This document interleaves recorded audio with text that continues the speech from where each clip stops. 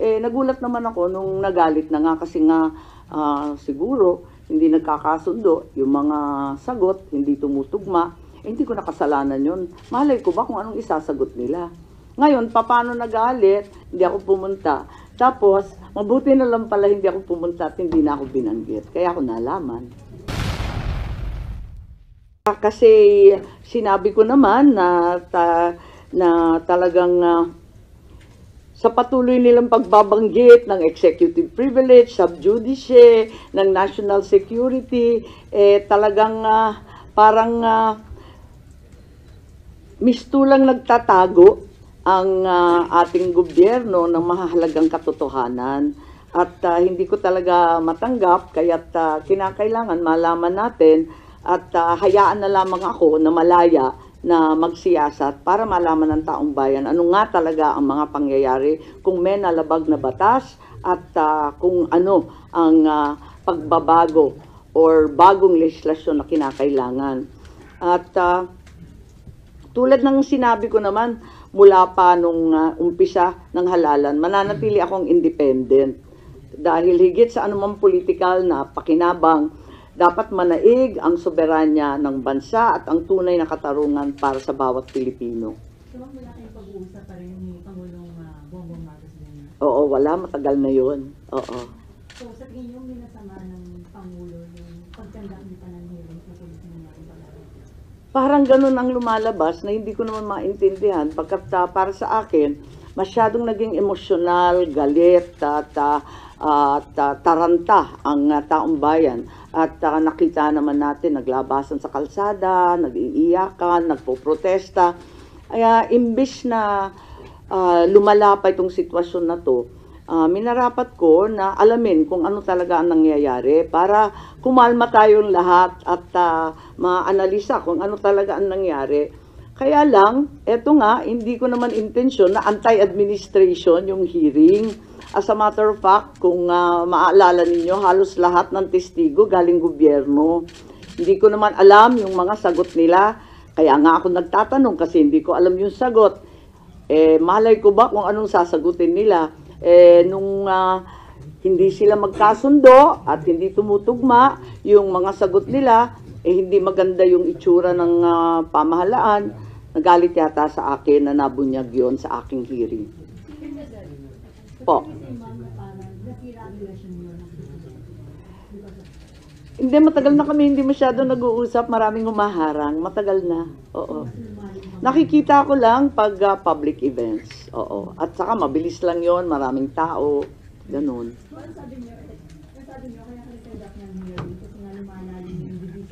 Yes.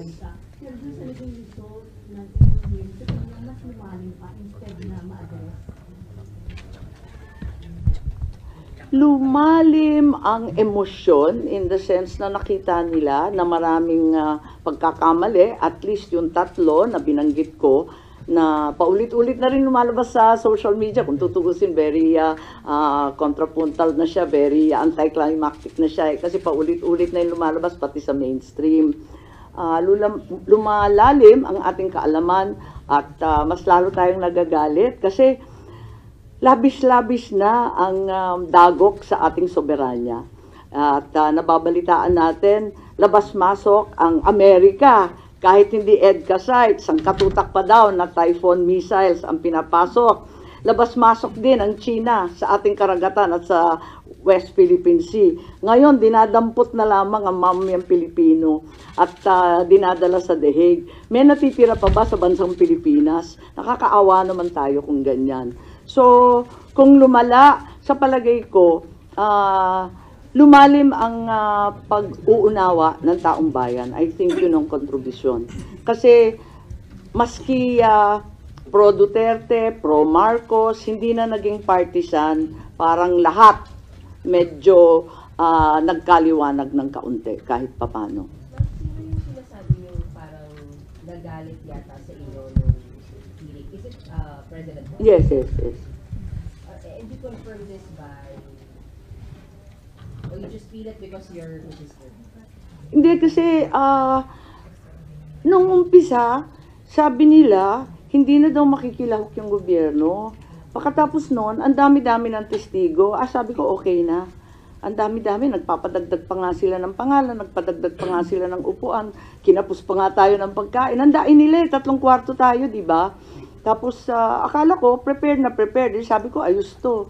Nagulat naman ako nung nagalit na nga kasi nga, siguro, hindi nagkakasundo, yung mga sagot, hindi tumutugma, hindi ko nakasalanan yun. Malay ko ba kung anong isasagot nila? Ngayon, paano nagalit? Kasi, alanganin na ako, hindi ako napunta. Gusto ko pa naman, over-prepared na nga ako pumunta doon sa Tacloban Rally. Hindi ako pumunta. Tapos, mabuti na lang pala hindi ako pumunta at hindi na ako binanggit. Kaya ako nalaman. Ma'am, sa Cavite, hindi na ka lang manibigyan. Sa Tacloban ang nabanggit pa. Nabanggit pa. Ganon. Mali. O di, So, bang aatin po pala sa Tacloban? nabanggit pa po? Ay, ganon. Hindi ko na maalala. Sa totoo lang, hindi ko masyadong tinututukan yung kampanya. Nandito ako sa investigasyon. Parang naisang tabi na, nakatutok talaga ako dito para malaman kung ano pa. Ma'am, yung pagbanggit ng Pangulo sa inyo last campaigns na Laguna, you take it as mukhang masama loob sa inyo? Yeah, okay lang. Walang problema. Kasi nga sabi ko, nakatutok naman ako dito. Hindi naman na eleksyon, kampanya, politika ang pinaka-importante. Nangingibabaw sa akin itong mga dagok sa ating kalayaan, sa ating soberanya. Hindi ko kaya to Talagang ipaglalaban ko yan Yung pag hindi yung hindi binanggit, pagkatapos sabi 11 na lamang ang kanilang kandidato, wag na tayo magpahirapan ng katawan. Sabi ko, kakalas na muna ako kung nahihirapan kayo. Mas madali naman ganun, okay lang sa akin, walang problema. May offer bang PDP laban na para i-adapt kayo? Ang sabi may nag-aampon, hindi ko masyadong pinapansin kinakarir namin to Naduling-duling na nga kami kagabi Just in case open kayo, ma'am, sakali i-adapt kayo ng PDP. Alam niyo maganda naman yung libre, di ba? Yung malaya. So, mula sa poll, sinabi ko, independent ako. Pero yun nga, doon sa lawag, syempre, anak ko, nagmamaktol. Bakit hindi ako pupunta? Di pumunta ako, ganun. Tapos may mga kaibigan, pumupunta. Noong pa naman hindi naman ako present sa lahat ng lugar. Oo. Sa Carmen Davao, absent ako doon. Ayun. Tsaka sa Dumaguete yata, ewan ko, saan ko ba hindi masyadong pinuntahan. Pero wala na ipag-usap right now, sir, ma'am, paano mag-offer? Wala naman. Siguro, nabunutan rin sila ng tinik na sabi ko, kakalas na lang ako. Para simple at klaro. Parang maliwanag na maliwanag. Balik ko lang po kay former President Duterte. Is it your conclusion as chairperson of the Foreign Relations Committee that what happened was extraordinary division? Hindi pa tayo maabot doon. Yung binasa ko 3 pa lang, preliminary finding pa lang to, na talagang walang obligasyon ang Pilipinas na i-aresto si dating Pangulo, na yung ating pamahalaan ang determinado na lumahok doon sa pag-aresto ni Presidente Duterte at ikatlo na nalabag ang ilang karapatan ni Presidente Duterte sa ilalim ng Saligang Batas ng Pilipinas. Ma'am, hindi totoong bigla ang pinagplanuhan siya. Yan ang yung At tinitignan pa namin yung dates kung kailan nag-umpisa kasi walang kaliwanagan. At paiba-iba nga yung version. May lumabas nga na nagulat din ako yung March 12 lang yung DOJ kung bakit ganun. Tapos na ang lahat, tsaka lang pala natanggap ng DOJ. Ma'am, kasi yung claim ni Vice President Sara na extraordinary division. So, ma'am, ano yung nakikita yung grounds for you to consider that extraordinary? Wala pa kami doon Inaalam pa lang natin kasi nga preliminary pa lang to. Tinitignan ko pa lang dahil ang taas pala ng interest di ko akalain na ganun kadaming manunood. Tanong ko lang po, ayaw niyo bang manalo? Bakit kayo kakala sa administration at least? Oo nga, sabi nga suicide bomber nga daw ako Parang lagi na pinagmamalaki yung kanilang machinery. So why do this now? Because it's more important to me. May bagay na mas mahalaga sa politika. May bagay na mas mahalaga kaysa sa kampanya at panalo. Anong ibig sabihin ng senador na walang bansa? May kahulugan ba yun? Pero hindi yung indication na mas matimbang ang mga Duterte kaysa Marcos Sr. Palagay ko, lampas-lampas na to sa Duterte at Marcos. Ang pinag-uusapan na dito, yung soberanya ng ating bansa. Mabigat na to eh. Ibang usapan na to. Kung ano-ano nang dagok ang nangyayari, eto nga, yung mga EDCA sites, yung mga Typhoon missiles, yung sangkatutak na banggaan, kuno, dyan sa West Philippine Sea. Ano lang matitira sa atin? Pati yung mamamayan, dinadampot na lamang at naging probinsya na tayo ng dahig. Ma'am, sabi ni Senate President Escudero, hindi daw na-compromise yung sovereignty ng bansa dun sa pag-arrest at pag-surrender kay Digong sa ICC. Kasi sabi niya, under existing laws, yung daw mga akusado ng crimes against humanity ay pwede talaga i-reklamo sa ICC. And then, Pilipino at hindi dayuhan yung final kaso sa ICC. And then, wala pa rin daw kaso dito si Duterte. So, walang local court ang naagawan ng jurisdiction dun sa pag-surrender kay Duterte sa ICC. Wala rito si Senate President Cheese, hindi ako makikipagdebate na wala siya. But naninilig kayo na na-compromise yung sovereignty. Yes, very clearly. So, yung sabi nyo, may mas mahalaga kaysa sa kampanya at panalo. So, you're willing na matalo dahil sa pakikipaglaban nyo dito sa ICC arrest ni Pangulo? Hindi naman ako matatalo. May kandidato bang matatalo? Siyempre, lahat ng kandidato naniniwalang mananalo. Mas maraming Pilipinong nakikinig sa katotohanan kaysa sa kabulastugan. Kaya naninindigan ako na kinakailangan ipaglaban at tayuan.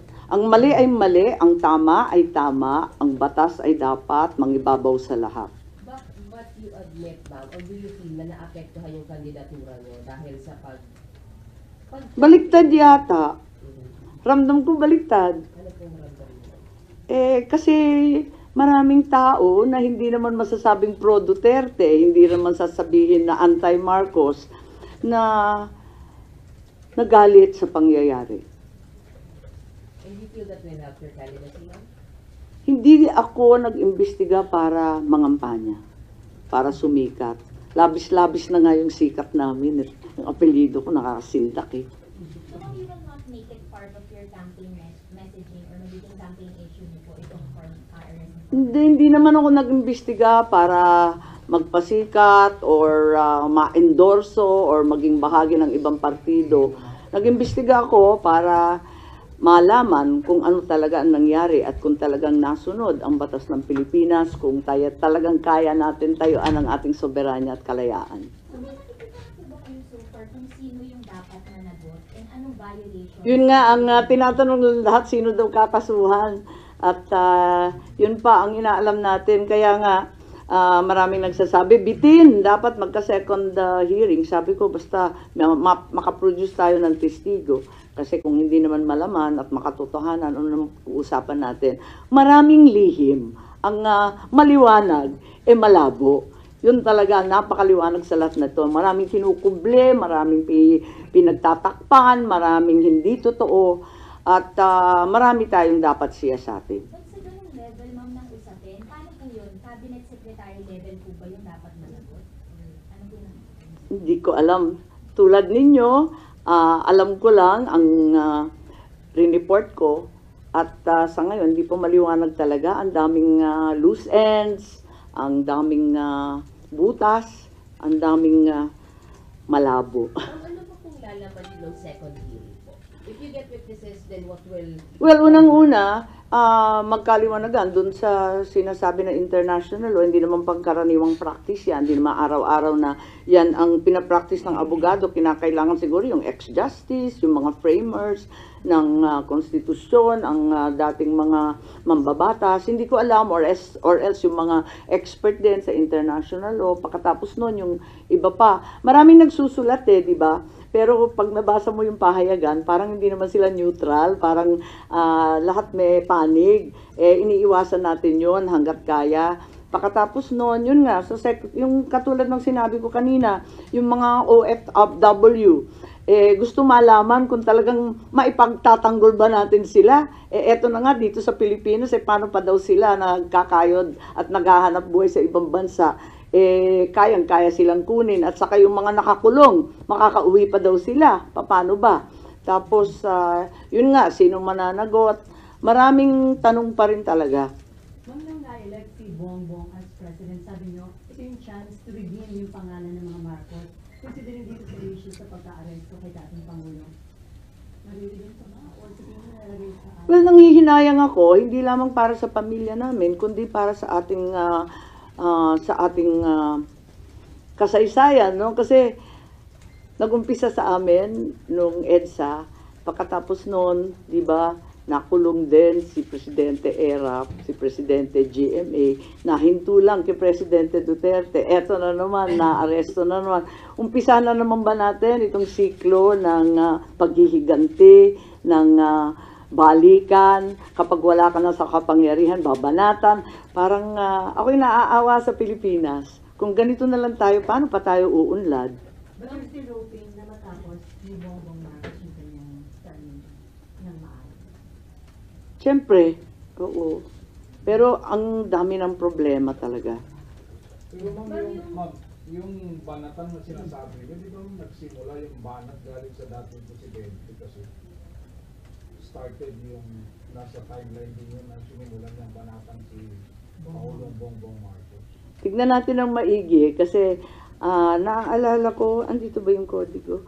Meron rin kasi nag-umpisa yung kay VP Sara.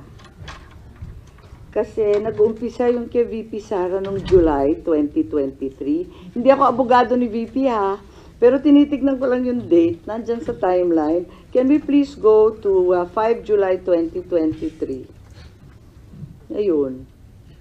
Parang nag-umpisa, doon nag-umpisa sa July, nung umarap sa Kongreso.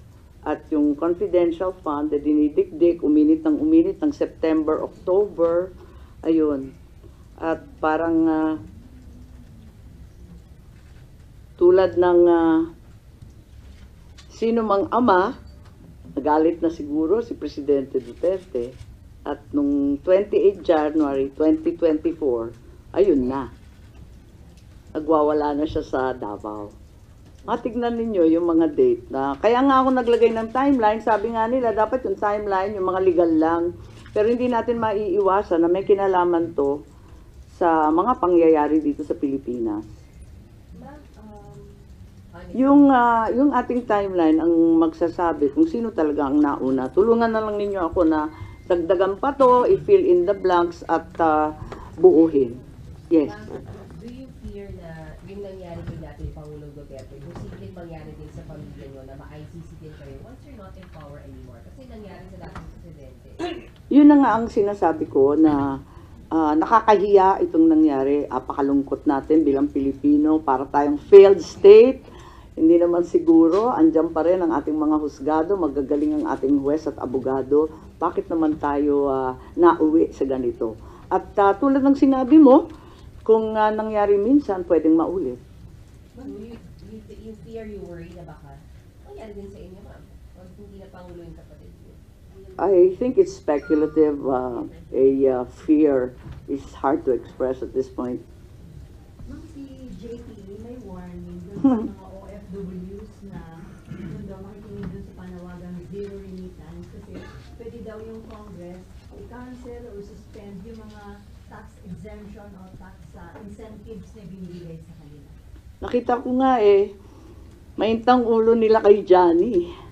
At ako, nararamdaman ko ang paghihimutok ng ating mga OFW. Ramdam na ramdam ko. Kaya nga, mahalaga itong pagsisiyasat para una, malaman natin kung karapat-dapat ba ang nangyari kay Presidente Duterte at kung sakali maiuwi pa ba natin yan. Ikalawa, kung ano ang magagawa natin para sa mga OFW natin na napipinsala o di kaya na paghahatulan doon sa ibang bansa. Pero yung paghihiganti na babanatan mo rin ng tax, ng yung mga travel tax na sinasabi at yung iba pang benepisyo, wag naman, wala namang ganunan, pambihira naman. Sila na nga nagbubuhay ng ekonomiya natin, sila pa ang uupakan natin. Hindi naman yata tama yun. But you're hoping na sana wag nilang gawin yun kasi ang maapektuhan, hindi lang yung family nila, kundi economy natin. Well, naintindihan ko sila to what extent na talagang gagawin nila, hindi ko alam. Pero malaking tulong sila sa ating ekonomiya. Sila talaga nagpapalutang na napakaraming pamilya rito, lalong-lalo na sa Ilocos. Kaya alam na alam ko yan. So against kayo dun sa possibility na i-suspend yung mga incentives nila? Wag naman. Walang ganyanan. Oo. Baka may ulo. Ma'am, sabi po ninyo meron pa pong next hearing malamang. Hindi ko pa sure kasi nga nagbubunga kami ng testigo. Kung sakali, agad-agad sasabihan ko kayo. Opo. Pero ma'am, kung magkaroon, do you expect na mag-cooperate or may mahuhugot pa kayo from the executive side particularly? Hindi ko nga alam kasi marami nga nagsasabi, nagalit, bakit nagkaganon. Abay, hindi ko naman sinasadya, hindi naman anti-administration Inimbita ko nga, puro gobyerno Halos wala ng testigo yung kabila. Kung hindi pa nag-video call si VP Sara, wala na yung kabila, sa totoo lang. Kaya't yun nga, sana lumahok pa rin sila, sana bigyan pa tayo ng linaw at maisaayos natin ang mga datos at yung mga pangyayari. May binanggit kayo na 5 forthcoming warrant. Oo, ang balita, di ba, yung haka-haka, yung mga kapulisan to, si Senator Bato, Albayalde, di ba? Yung, Leonardo Danao, sino isa? Kalimutan ko. Ano ba yan? Hindi, 5 Oo, Leonardo Mata Danao. O, tama, 5. And then Bato, oo. Ang alam ko, 5 nandun sa warrant. Pero chismis lang yun, hindi pa lumalabas. Kaya hindi ako mag-group effort base sa chismis. So you're hoping then na huwag silang mag-epadala ng nangyari kay former president? Isa pa yon, yun nga ang isang dahilan na si Senator Bato nagpaabot na gusto rin niyang lumahok sa hearing at kung sakali may second hearing. Sabi ko, hindi pa sure. At abala ang lahat kung ito ang nangyari sa dating Pangulo, anong mangyayari sa mga kapulisan at sa pangkaraniwan tao kung madali sila ng iba't iba pang warrant. Kasi alam natin na hindi naman ito nag-iisa kundi tuloy-tuloy. Ma'am, will you agree with opinions, for example, ni Senator Bongo na medyo late na yung hearing kasi nandun na nga si former president sa Netherlands, too late na hero daw po? Well, sinagot ko na rin yan. Naintindihan ko naman si Senator Bongo. Malapit na malapit siya sa ating Pangulo at matindi ang kanyang dinadamdam. Pero para sa akin, sa hinaba ng panahon na nawala yung tatay ko sa ating bayan, nakikita ko na kailangan wag susuko. Dapat ipaglaban pa rin kahit ilang taon yan. Hindi namin nauwi yung tatay kong buhay. Sana ito naman matagumpay tayo, maiuwi si Presidente Duterte. Ma'am, isa po sa mga nakikita niyong pwedeng maging result ng hearing or goal niya is para maipauwi si former president? Well, para sa akin, at narinig ko si Presidente Duterte, tulad ng ama ko pareho nilang sinasabi, haharap ako sa anumang kaso at paglilitis sa Pilipinas. Pero kapag sa ibang bansa, hindi ko kakayanin yon. Kasi syempre yung tatay ko, di ba, dinala rin sa US. Ayun. Sabi niya, ayoko. Dapat sa Pilipinas, iuwi ninyo ako, haharapin ko yan. Ganun din ang sinasabi ni Presidente Duterte. Kaya daw niyang sagutin lahat yan basta dito sa Pilipinas, sa husgadong Pilipino. Sasagutin daw niya at papayag siya malitis. Pero ano po yung nakikita niyong way na magagawa po ng Senate Committee on Foreign Relations or ng Senado para mangyari yun, yung mapauwi siya? Hindi ako yung abogado niya So, ang nagagawa lang ng Senado in aid of legislation, oversight, kung ginampanan ba ng lahat ng ahensya ang trabaho nila, lahat ng tungkulin ba, ang karapatan pang tao ba na ibigay, lahat yun. At kung kinakailangan, papalitan ba natin ang sistema ng ICC, Interpol, ng Philippine Transnational Crime at saka nung RA 9851, yung extradition treaty na pagkaluma-luma, sinulat pa ng tatay ko. Maraming batas kasi na palibot dyan Nung bukas na yung 80th birthday ni PRRD, do you have any message sa dahil?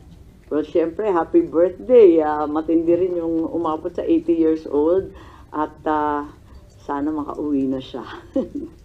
At higit sa lahat, syempre, Gusto kong pumunta sa The Hague. Kung papayagan ako, dadalhin ko yung cheque na 10,000 pesos. Kasi expanded centenarians, qualified na siya. 80 anyos na. From your own pocket. Hindi, biro lang. Wala lang. Kasi di ba ako nagpasa ng bill na yon, kaya nagbibiro ako, oh, pwede na pala ito. But you have plans of going to the Hague? No. Wala. Sabi naman ni Presidente Duterte, wag na kayo pupunta rito eh. Kung hindi rin nyo balak ako samahan sa loob ng cell. Tama. May urgency talaga kasi alam nga natin, may second, may third warrant pa raw. Kaya kinakailangan mabunyag na lahat ng pagkakamali at wag na kailanman maulit. At kung kinakailangan paltan yung polisiya, yung batas, tignan na natin at magkasundo tayo para maiwas to.